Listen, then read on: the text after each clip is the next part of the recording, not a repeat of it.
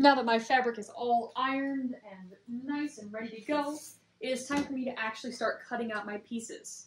For this step, I'm going to need some thumbtacks, my pattern pieces, a plastic 18-inch ruler to mark seam allowance, and then a marking tool that will show up on your fabric. Now, for this video, I'm going to be using a Frixon fine liner pen so that it will hopefully show up better on camera. However, I would recommend you do not use one of these for marking your pattern pieces out. The reasoning is, as soon as you iron this pen, it magically vanishes because they are heat activated. So they will turn invisible as soon as you iron it, which is super cool and awesome for really specific uses, and also would undo the work you're about to do and make you really sad. So I would use not one of these, despite what I'm doing in this example. So the first thing we need to do before we can start getting these pieces pinned out is we need to pin our fabric to our table. What I like to do is I like to pull one of the selvage edges to line up with the very edge of the table, because I know that that is straight. I know that way that I'm pinning everything really nice and straight on the table. There we go. So now that it's where I want it, I'm going to put pins in. And really quick, a refresher on fabric and what some terms are just while I pin and get things going. This long edge with the woven tufts sticking out of it, or on the other edge, the band with the white, both of these edges are the same. Those are our selvage edges. So those are the edges that it was woven on like a loom back when they first made this fabric. And that is the edge that we're going to want things to end up being parallel to. So that will be our guideline for our grain line once we get to pinning. Or to pinning our pattern pieces. I'm already pinning. And if you'll remember from the last time we did this, we've never done anything this big in class before. We've never done a pattern with 4 pieces that is not made of felt and fleece. The plushies had 4 pieces, but these are a lot bigger and have a few more steps. But the biggest difference is that this fabric, things have to be cut a certain direction. It's the same as the fabric maze. Just a couple more pieces, a couple bigger things to deal with. There we go. So I'm getting my 2 edges pinned down. And now I'm ready to start placing my pattern pieces. So I have given you each 1.5 yards of fabric so that we've got plenty of room no matter what size you're making to lay your pieces out. But we still want to do things methodically and with a sense of like plan, where we're going, purpose. I'm not just going to throw my pattern pieces out and cut them out nonsense-wise. We want to make sure that the grain line indicators are lined up with the selvage edge, and I'm going to really quick show you our pattern pieces have some good, helpful information on them, including grain line, how many we need to cut out of the fabric, and the fact that the seam allowance is not included. So that's going to be something we're doing in this video, is adding our seam allowance back. The one place where the seam allowance is included is in the hem, and that's because when making shorts, you've got to do some special things with the hem in order to not have it choke your leg out. So that is generally an overview of our pattern. We've also got an indicator of the waistline. Those are the things we're seeing. But so we know, we need to have 2 of each of these. And one thing that we're going to have to be really sure about to avoid making a pair of shorts that cannot ever exist is one of your pattern pieces will be facing up this way and the other one will need to flip over to be opposite.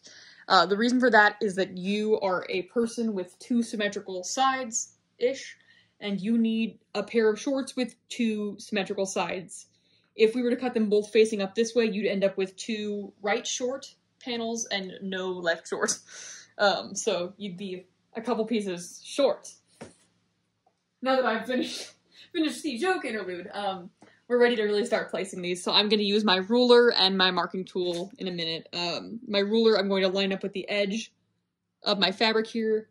And actually, I'm going to do it over here as a demo, and then I'm going to scoot over because there's better camera view here. So I will line my ruler up with this edge of my fabric, the selvage edge, and then I want to take my pattern piece and make sure that it is exactly parallel. So I'm lining it up there, I'm lining it up there. This line is covered completely by one of the lines of my ruler. So that is what I generally want to be doing. You also want to make sure that you got enough room for your seam allowance. So I'm getting pretty close right here. If you remember, we've got to add extra seam allowance all the way around the outside of this pattern piece, minus the hem. So I need to have 5/8 of an inch of clearance. And I would have enough to do that here. I'm not going to cut this pattern piece right here because it would be wastefully in the middle. So what I'm going to do is I'm going to move the camera this way. I'm going to scoot this over here, and now I'm actually going to start pinning. Okie doke. So lining things up, getting it parallel. That way. I'm good on all my seam allowance. Now I'm going to pin it into the table.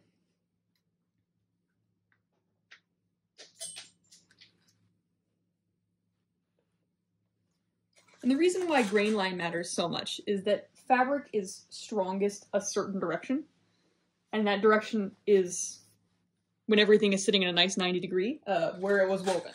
So if you cut things off grain or crooked, then they are going to sag funny, they're not going to sit well, you might have weird lumps in them, and also it will be weaker and more likely to degrade over time and kind of fall apart on you. So it's important that we want to pin things to be on grain. There we go. So that's probably enough pins. That looks good to me. I've got it pinned all the way down. Now I want to take my marking tool and I'm going to just mark all the way around the outside. This is the exact same as our fabric maze, just the pieces are a different shape. I'm trying to get a nice smooth line. And I'm also going to come back at any place where I've got a notch, like right here, I am going to draw out my notches so that I can have those as reference when I'm sewing. There you go, you can see. And I'm just going to keep doing that all the way around.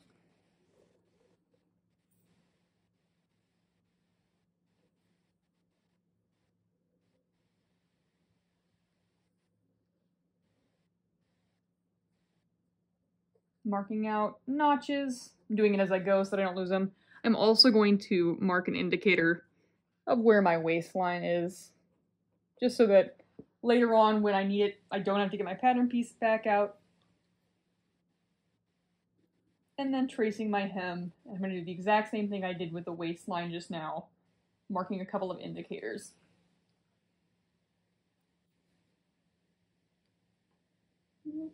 And then one last line, and my notch. So now I need to add my seam allowance. So it's time to get my ruler out. This is what we've been waiting for.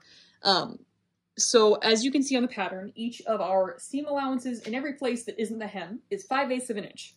So that's very easy for us to remember. It is the first intermediary line after the 1/2 inch. It's 5, if you count 5 squares in this ruler, it's the 5th one. Showing it on video is really hard, I think, because the ruler is clear, and anything I put behind it, that's the thing you're looking at.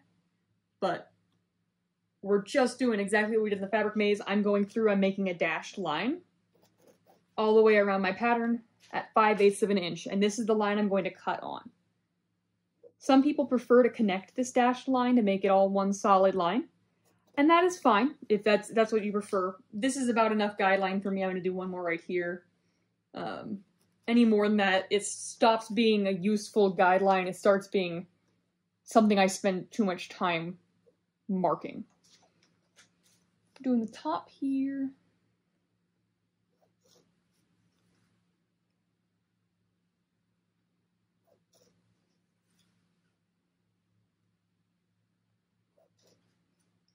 And then I'm going to just keep doing that all the way around. And you're welcome to pause this video and jump to the next section. The next section, I will just show you exactly what I mean when I say flip the pattern piece, because that is a vital step. There was one semester, a semester that will live in infamy in my mind, where I was having students make shorts and it was not super clear that the flipping of the pattern needed to happen. And so we ended up with a whole lot of left shorts. None pizza left short. It was really bad. We recovered admirably. Everybody was so brave about it. And if any of those people are watching, you showed such courage. But we're going to not do that this time. This time the goal is that everybody ends up with not left shorts. Oh.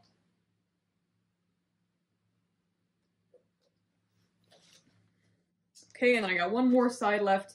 Because remember, you don't need to add your seam allowance into your hem. It is built in.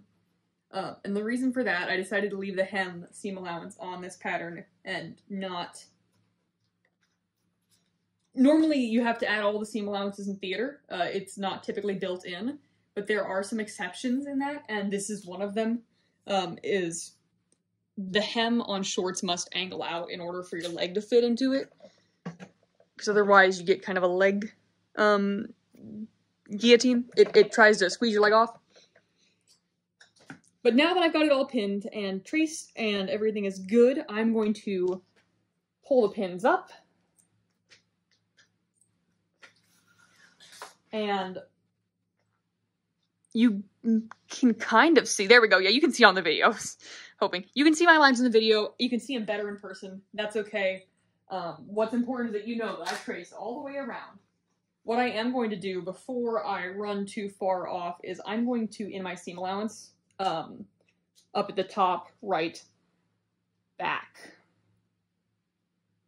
Because it can be hard to tell. Once you get them all cut out, it can be hard to tell which of your shorts are which. Now that I've got this piece all traced out once, what I want to do next is I want to flip my pattern. So I'm going to take the whole thing and flip it over this way. I'm going to scoot it just far enough that I know I've got enough seam allowance. This is going to be plenty of room. And I'm going to do the exact same thing I did earlier. So I'm going to line up my grain line. I'm going to trace the whole thing out.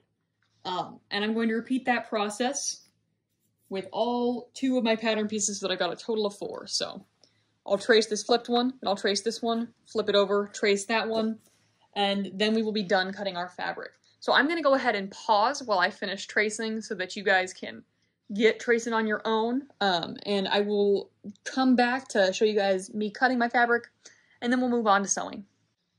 I've got all my pieces traced out. There should be 4 of them, and it should be 2 fronts and 2 backs.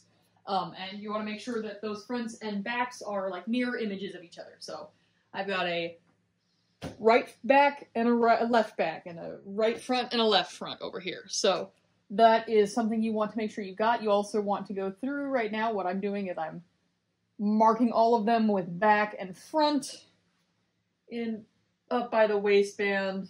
Just making sure that I am 100% positive what each of my pieces are. Now, the last thing that I want to do before cutting is I want to unpin it from the table. And then I'm ready to start cutting out on that dashed line. And I didn't mention earlier, but it hopefully is obvious visually. I am tracing everything on the wrong side of my fabric. This is the same thing we did with our previous projects. You always want to be tracing on the wrong side of your fabric so that your stitch lines are visible from that side, because when we go to sew, that's the side that's going to be facing out towards us. So now I'm going to use my fabric scissors, and I'm going to start cutting my pieces out. And I'm going to cut on my dash line everywhere except for at the hem. At the hem, I'm just going to cut on the line that exists there that is marked, because that is our cutting line. Our stitch line for that one is higher up. It's those little dashes that we marked, or notches. And I'm being careful to follow the shape of everything.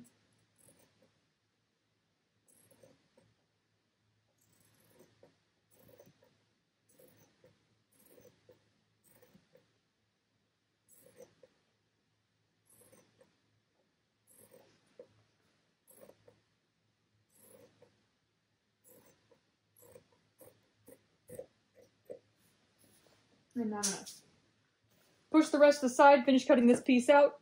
I'm not going to do all of them on camera because that would get really boring, I think, for everybody involved. But I'm just cutting on my dashed cut line, not on my solid stitch line. The only line that should be solid that we're cutting through is the hem, because it's kind of a fun, cool exception for you.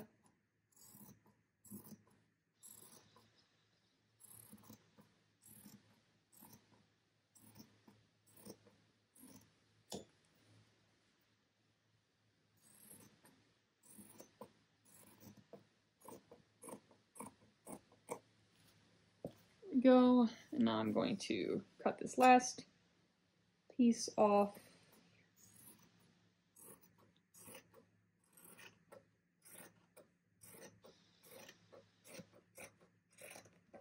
And there you have it. I've got one of my pieces cut all the way out.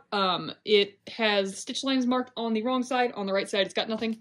I'm going to want to make sure I've got all 4 of these cut out, and then I'm ready to move on to our next step.